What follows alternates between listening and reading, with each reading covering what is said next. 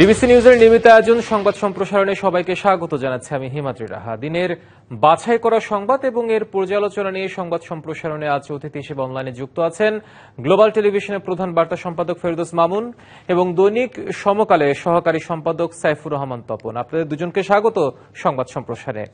আমরা যেমনটি বলছিলাম যে দিনের বাছাই করা সংবাদ নিয়ে আজকে আমরা আলোচনা করব। যদি বাছাই করা সংবাদের কথাই বলতে চাই, আমরা তিনটি বিষয় আজকে নিয়ে আলোচনা করতে চাই। সেটা হচ্ছে মৃত্যু ছাড়া উপদেষ্টাদের কোনো সেফ এক্সিট নেই। নওগাঁ একটি অনুষ্ঠানে এই কথা বলেছেন সার্জিস আলম।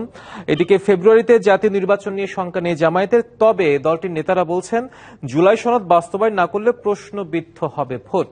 আমরা এই বিষয়টি নিয়ে একটু আলোকপাত করব। তাছাড়া আরেকটি যেটি বিষয় সেটা হচ্ছে শেষ পর্যন্ত মানবতা বিরোধী অপরাধে জড়িত থাকার অভিযোগে দল হিসেবে নিষিদ্ধ আওয়ামী লীগের আনুষ্ঠানিক তদন্ত শুরু হয়েছে। আমরা বিষয়টি নিয়ে একটু আলোচনায় যাব। আমরা শুরুতেই যেতে চাই আমাদের গ্লোবাল টেলিভিশনের প্রধান বার্তা সম্পাদক ফেরদৌস মামুন, আপনার কাছে ফিরতে চাই। যেটি বলছিলাম যে মৃত্যু ছাড়া উপদেষ্টাদের কোনো সেফ এক্সিট নেই, সার্জিস আলম এই কথা বলেছেন এবং আরো কিছু বলেছে যে কিছু উপদেষ্টা বোধহয় দায়সারাভাবে নির্বাচন করে এক্সিট নেওয়ার প্রবণতা দেখা যাচ্ছে। সেফ এক্সিটের কথা বলা হচ্ছে, আসলে তার মানে এমন কি তারা করেছে যে সেফ এক্সিটের প্রশ্ন এখানে চলে এসছে? ধন্যবাদ আপনাকে। আসলে এনসিপি বাংলাদেশে একটা নতুন দল। এই দলের নেতৃত্ব দিচ্ছে ছাত্ররা এবং এই দলের যারা সমর্থক এর অধিকাংশই বেশ অল্প বয়সী। তো আসলে 5 আগস্টে এই গণ অভ্যুত্থানের পরে ছাত্ররা যে বিশাল একটা আশা করছে এই উপদেষ্টা পরিষদের কাছে, কিন্তু বাস্তবতা অনেকটা ভিন্ন। তারা মনে করছিল যে 5 আগস্টের এই অভ্যুত্থানের পরে বাংলাদেশকে তারা যেভাবে কল্পনা করছে, যেভাবে চিন্তা করছে, সেভাবেই সবকিছু করা সম্ভব। কিন্তু ক্ষমতার চেয়ারে বসলে পরে যে সব সম্ভব, যে মানে খুব অল্প সময়ের ভিতরে সমাধান করা যায় না, এটা হয়তো বা তারা উপলব্ধি করে। প্রত্যাশার প্রাপ্তির মধ্যে ফারাকটা তখন ধরা পড়ে। হ্যাঁ, প্রত্যাশা প্রাপ্তির মধ্যে ফারাকটা ধরা পড়ে। তো সেই ক্ষেত্রে দেখা যায় যে দিন যত যাচ্ছে এই এনসিপির নেতারা যেই প্রত্যাশাগুলো করছিল, আমার মনে হয় তার মিনিমাম জায়গাটুকু তারা হয়তো অর্জন করতে পারে। যে কারণে তারা এই দায়ভারগুলো এখন কাকে দেবে, দিতে হবে যে তাদেরই। কিন্তু এই উপদেষ্টা পরিষদের বেশ কিছু সদস্য কিন্তু তাদেরই মানে এটা কি বলবো মনোনীত, বা তাদেরই কথায় তারা এই উপদেষ্টা পরিষদে এসেছেন এবং উপদেষ্টা পরিষদের কাছে তারা যা চাচ্ছেন তারা তা পাচ্ছেন না।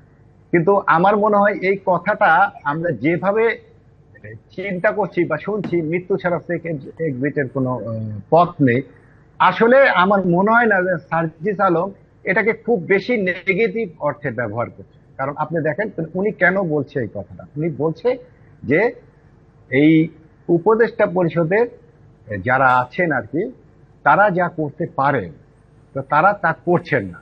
তারা আসলে সার্জিস আলম বা এনসিপি মনে করছে তারা এখন হয়তোবা এই নির্বাচনকে কেন্দ্র করে যে জটিলতাগুলো সৃষ্টি হচ্ছে, তারা এখন কোনোভাবে দায় সারা করে এই নির্বাচনটা পাড়ি দিয়ে চলে যেতে চায়। কিন্তু তাদের প্রত্যাশা ছিল তার নির্বাচনের আগে তারা বিশাল অনেক কিছু সংস্কার করে যাবে। আসলে এত সংক্ষিপ্ত সময়ের মধ্যে যে সংস্কার করা সম্ভব না, এটা তারা বুঝতে পারেনি। তো তাই তারা হয়তো বলছে যে মৃত্যু ছাড়া তাদের আর সেফ এক্সিটের দরকার নেই। আর এই সেফ এক্সিটের কথাটা কিন্তু কয়েকদিন আগে এসেছিল যে উপদেষ্টাদের সেফ এক্সিট দিতে হবে, এরকম কিছু কথাবার্তা আমরা এই অনলাইন প্ল্যাটফর্মে বা ডিজিটাল প্ল্যাটফর্মে এই কথাবার্তাগুলো। নাহিদ ইসলামও ঠিক একই কথাটা বলেছেন কিছুদিন আগেও। হ্যাঁ হ্যাঁ, একই সুরে বলছেন।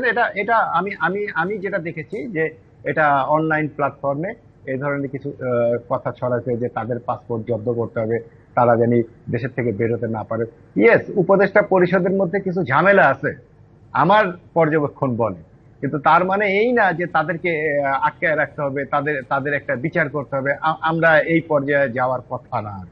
তো সুতরাং আমার মনে হয় যে তারা আসলে উপদেষ্টা পরিষদের উপর বড় ধরনের চাপ প্রয়োগ করতে চায়, কিন্তু সেই চাপ প্রয়োগ করতে গেলে রাজনীতির ভাষা কি হতে হবে এটা মনে হয় তারা এখনো পুরোপুরি রপ্ত করতে পারে না। যে কারণেই এই কথাটা আমরা যত হার্ডলি শুনছি যে মৃত্যু ছাড়া তাদের সেভ সম্ভব না, বিষয়টা মনে হয় এরকম না। উনি বলতে চাচ্ছেন যে উপদেষ্টা পরিষদকে যে দায়িত্বগুলি দেওয়া হয়েছে ওনারা সেই দায়িত্বই তাদেরকে পালন করা উচিত। তা ওনারা কেন একটা জেনতেন নির্বাচন দিয়ে সেফ এক্সিট চাচ্ছেন? আমার কাছে এইভাবেই বিষয়টা, আমি এটাকে মূল্যায়ন নিশ্চয়ই আপনি থাকুন আমাদের সাথে। আমরা সাইফুর রহমান তপন আপনার কাছে ফিরতে চাই একই প্রসঙ্গ নিয়ে। কিছুদিন আগে নাহিদ ইসলাম যেটা বলেছেন যে অনেকে সেফ এক্সিটের প্ল্যান করে রেখেছেন, তার সমসাময়িক সময়ে আজকে এই কথা বলল সার্জিস আলম। আসলে এই দুটি বিষয়ের পরম্পরা যদি আমরা চিন্তা করি বা বিশ্লেষণ করি, সাম্প্রতিক সময়ে বা কিছুদিন পরে যে নির্বাচন হচ্ছে, সবকিছু মিলিয়ে নির্বাচনী মাঠে, রাজনীতির মাঠে কতটা প্রভাব রাখতে পারে বলে মনে করছেন আপনি? ধন্যবাদ আপনাকে। এটা প্রথমত এটা তো তাদের একটা হতাশার কথা, যেটা আমার পূর্ববর্তী আলোচক বললেন সেটা। আর দ্বিতীয় বিষয় হলো নাহিদ ইসলাম কিন্তু কিছু অভিযোগও করেছেন। অভিযোগটা হলো, আপনি জানেন, উনি বলেছিলেন যে কিছু কয়েকজন উপদেষ্টা নিজেদের আখের গুছিয়ে নিচ্ছেন। এটা কিন্তু গুরুতর অভিযোগ সেটা। ফলে এই যে কথাগুলো তারা বলছেন, কথা হলো অভিযোগ।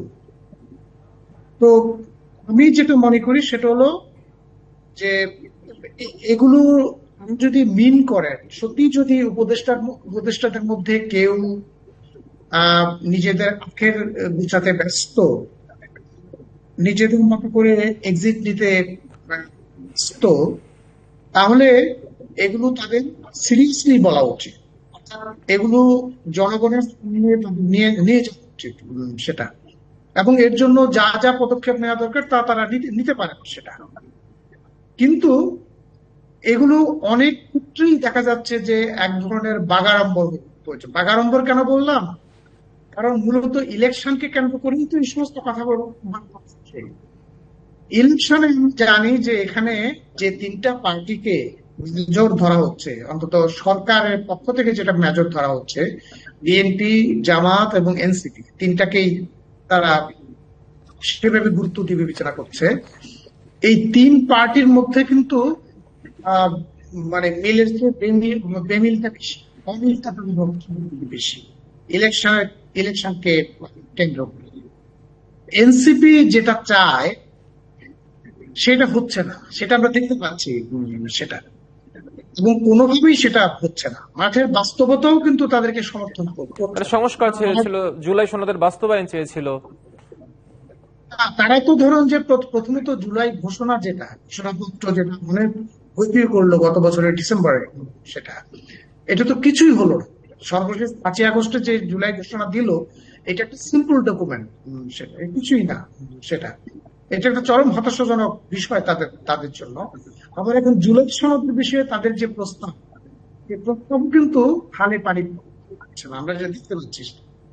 সবচেয়ে গুরুতর বিষয় হলো, গত বছরের 5ই আগস্ট তাদেরকে যেরকম ইনভিনসিবল মনে হচ্ছিল, অর্থাৎ ধরনের অজেয় মনে হচ্ছিল, তাদের কথায় সবকিছু চলবে, আজকে যখন প্রায় 1.5 বছরের উপরে হলো, তখন তাদের এইটার কিন্তু কোনো ভীতি দেখা যাচ্ছে না। তারা বিভিন্ন জায়গায় প্রোগ্রাম করেছে, এই যে পদযাত্রাগুলো বা 64 জেলায় যে পদযাত্রাটি হলো, সেগুলোর ফিডব্যাকটা কিন্তু ভালো পাইনি না, লক্ষ্য করেছে সেটা। সরকারের সহায়তা অনেক জায়গায় তারা সমাবেশ করেছে, পুলিশ আর্মির পাহারায় সেটা, কিন্তু জনগণের তরফ থেকে যেই ধরনের সাড়া পাওয়ার কথা ছিল সেই ধরনের সাড়া তারা পায়নি। ফলে সামগ্রিকভাবে একটা হতাশা তাদের মধ্যে আছে সেটা। সেই জায়গা থেকেই আমি নাহিদ ইসলামের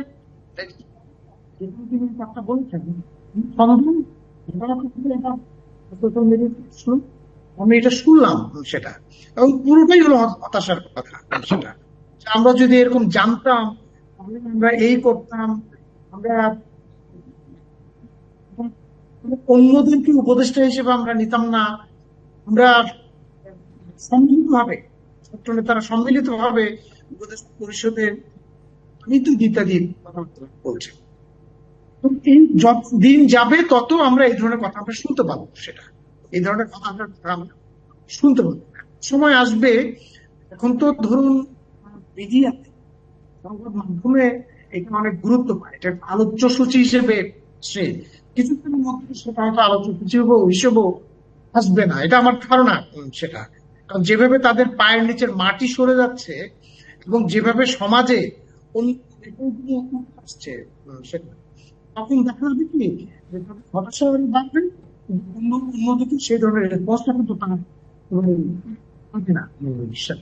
আপনার যদি এই শব্দটাকে আমি একটু কোট করতে চাই, পায়ের নিচে মাটি সরে যাওয়া, সাইফুর রহমান তমন, আমরা তো জানি জুলাই গণঅভ্যুত্থানের নেতৃত্বকারী একটি দল, তাদের যদি মানে 1 বছরের পরে যদি তাদের এই হতাশার কথাগুলো গণমাধ্যমে আসে, তারা যদি প্রকাশ্যে সেটা করে, তাহলে সব মিলিয়ে বিষয়টা কি আসলে কি দাঁড়ায় আসলে, যদি বলতে চাই যে মানে এটা দাঁড়ায় যেটা, এটা অনেক কিছুই আমি বলতে পারি, সেটা এটা ইমপ্লিকেশনটা আমি নম্বরে আপনাকে বলতে পারি যে ধরুন এই যে 5ই আগস্টের গণ অভ্যুত্থানে জনগণের বিভিন্ন অংশের পার্টিসিপেশন যেটা আমরা দেখেছি, সেটা এই পার্টিসিপেশনটা এটা অভূতপূর্ব ছিল, এটা নিয়ে কোনো সন্দেহ নাই। সেটা আবার এটার যে পরিণতিকরণ করতে যাচ্ছে, এই পরিণতি আপনি দেখবেন যে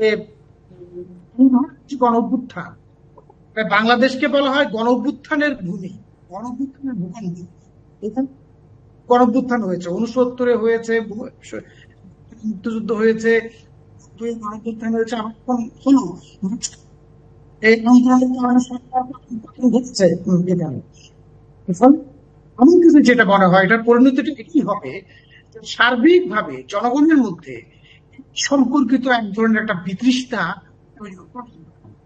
আপনি জানেন যে ইলেকশন নিয়ে যে ধরনের একটা অনুভব কিংবা অনাগ্রহ মানুষের মধ্যে লক্ষ্য করা যাচ্ছিল, এবং এখন যেটা রেস হচ্ছে, যে ছোটখাটো যে ইলেকশন গুলো হচ্ছে সেগুলোতে কিন্তু একটা রেস কিন্তু দেখা যাচ্ছে সেটার মধ্যে, এবং সামনের ইলেকশনটা কেমন হবে আমরা এটা নিশ্চিত করে বলতে পারছি না।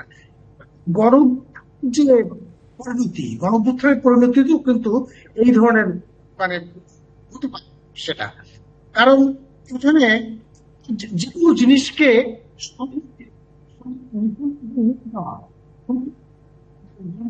বোঝার জন্য যে ধরনের কৌশল থাকা দরকার, এই কৌশল কিন্তু আমরা এখানে দেখি নাই সেটা।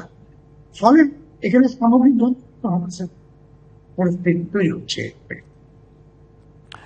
নিশ্চয়ই আমরা একটা ছোট্ট বিরতিতে যেতে, বিরতির পর আমরা আবার আপনাদের সাথে আলোচনায় ফিরবো। দর্শক, সংবাদ সম্প্রসারণে একটা বিরতির সময় হচ্ছে, ফিরছি একটু পরে, সঙ্গে থাকুন। বিরতির পর আবারও স্বাগত সংবাদ সম্প্রসারণের সাথে আছেন গ্লোবাল টেলিভিশনের প্রধান বার্তা সম্পাদক ফেরদৌস মামুন এবং দৈনিক সমকালের সহকারী সম্পাদক সাইফুর রহমান তপন। আমরা বিরতির পর আবারও ফিরতে চাই ফেরদৌস মামুন আপনার কাছে। এবার যে বিষয়টি নিয়ে একটু আলোচনা করতে চাই সেটি হচ্ছে ফেব্রুয়ারিতে জাতীয় নির্বাচন নিয়ে কোনো শঙ্কা নেই কথা বলেছে জামায়াত, তারা এই প্রত্যাশা ব্যক্ত করেছে এবং বলেছে যে জুলাই সনদ কিন্তু বাস্তবায়ন না হলে একটা কিন্তু রেখে দিয়েছে যে প্রশ্নবিদ্ধ হবে ভোট। কিছুদিন আগেও কিন্তু তারা বলেছিল যে জুলাই সনদ বাস্তবায়ন করার পরেই কিন্তু নির্বাচনটা হওয়া উচিত এবং কিছু সংস্কারও তারা দাবি করেছিল, কিন্তু এখন একটু মনে হচ্ছে তারা একটা লিবারাল জায়গায় চলে এসছে, বলছে যে বাস্তবায়ন না করলে ভোটটা প্রশ্নবিদ্ধ হতে হবে, কিন্তু নির্বাচন নিয়ে কোনো শঙ্কা নাই।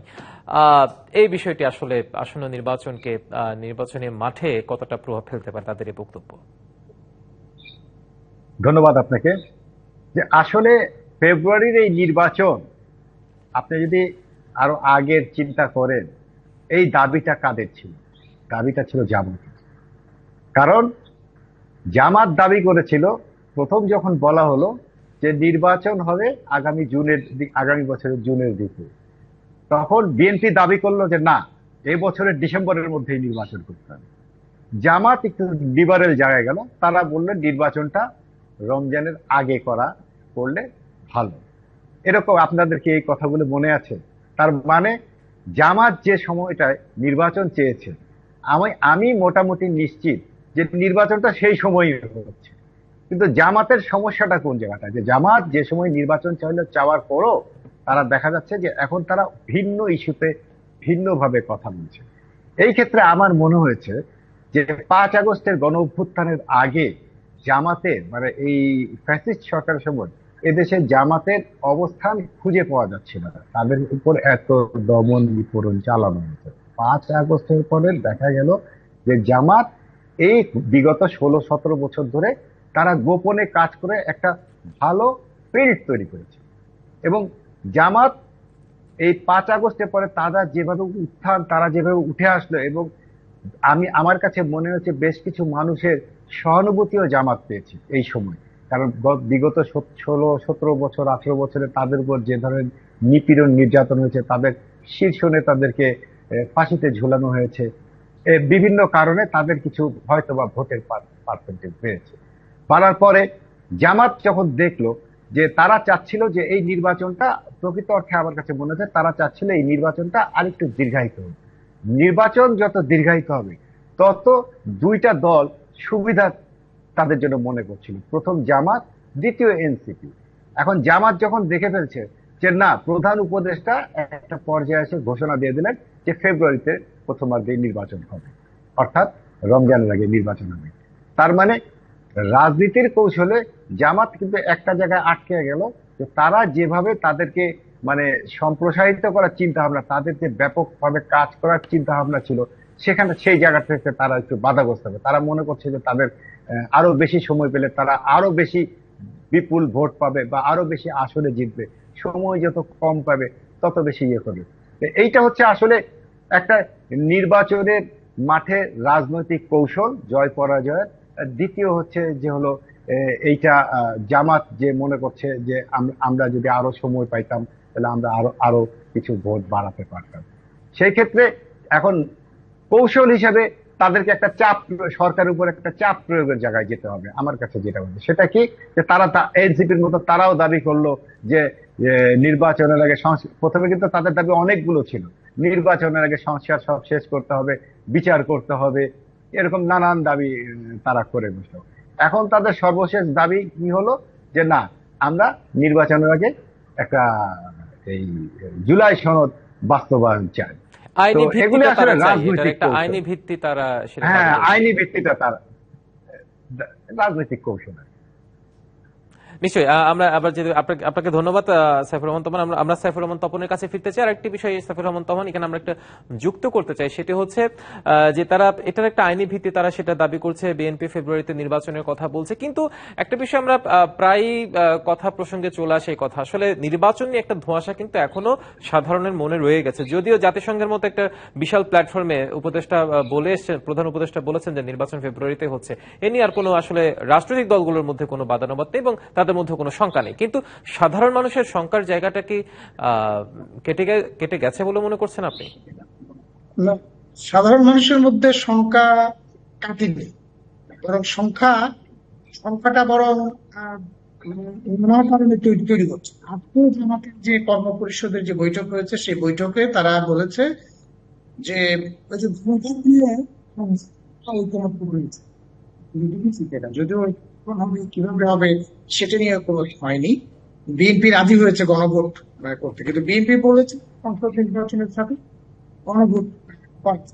জামাত দাবি করছে, আজকে দেখলাম যে সেটা জামাত দাবি করছে যে এই নির্বাচনের আগে গণভোট করতে হবে। জুলাই সনদের আইনি ভিত্তি দেওয়ার জন্য গণভোট হচ্ছে। এখন এইটা যদি জামাত যদি সিরিয়াসলি চায়, জামাত যদি মনে করে যে না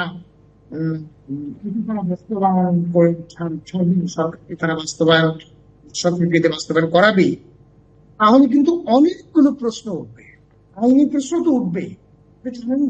সংবিধান নিয়ে একটা বিতর্ক হচ্ছে, 106 ধারা নিয়ে বিতর্ক হচ্ছে, সরকারের বৈধতা অবৈধতা নিয়ে বিতর্ক হচ্ছে। বলা হচ্ছে পুরো বিষয়টা 106 এর উপর দাঁড়িয়ে আছে।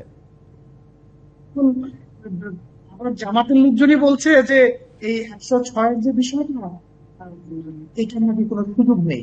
সেটা বুঝছি, এই যে বিতর্কগুলো চলছে এর মধ্যে যদি এখন নতুন করে গণভোট বিষয়টা যদি আসে, যে গণভোট সংবিধানে নাই, বর্তমান সংবিধান গণভোটের বিধান নেই, সেটা এখন কিসের ভিত্তিতে গণভোটটা হবে? তো আপনার এক্সট্রা কনস্টিটিউশনাল, অর্থাৎ সংবিধানের বাইরের বিষয়, যেটা তারা আগে বলেছিল সাংবিধানিক আদেশ, সংবিধানের বাইরের একটা বিষয়। একইভাবে গণভোট যদি এখন আগে দাবি করে, তখন সেটাও কিন্তু সংবিধানের বাইরের একটা বিষয় হিসেবে দাঁড়াবে। নতুন করে কিন্তু নানা ধরনের বিতর্ক তৈরি হবে। ঐক্যমত্য কমিশনের মিটিং হচ্ছে, মানে এই না ওখানে কিন্তু মানুষের মধ্যে ছড়িয়ে পড়ছে। সংবিধান বিশেষজ্ঞ শুধু ওখানেই নাই, সংবিধান বিশেষজ্ঞ তাদের বাইরে আরো স্বাধীন মালিকের কথা শুনুন, কথা শুনুন, অ্যাডভোকেট আছেন, আইনজীবী আছেন যারা সংবিধান নিয়ে নাড়াচাড়া করেন, সংবিধান নির্ভর হিসেবে তাদেরকে বলে, তাদের মতামত কিন্তু অন্য, ভিন্ন ভিন্ন মতামত। আমি বলতে চাচ্ছি যে এই যে বিতর্কটা, এই বিতর্ক যদি জনপরিসরে চলে আসে, জনপরিসরে যদি চলে আসে, তাহলে কিন্তু এটার কোনো শেষ নাই, এই বিতর্কে কিন্তু কোনো শেষ নাই। ফলে ইলেকশন নিয়ে যে একটা শঙ্কা তৈরি হচ্ছে এই সাধারণ মানুষের মধ্যে, মানে শিক্ষিত মানুষের মধ্যেই এই শঙ্কাটা আপনি দেখতে পাবেন। বিষয় হলো যে রাজনৈতিক দলগুলোর গতি, রাজনৈতিক দলগুলোর কর্তব্য হলো যে জনগণকে ইলেকশনমুখী করা, সত্যি সত্যি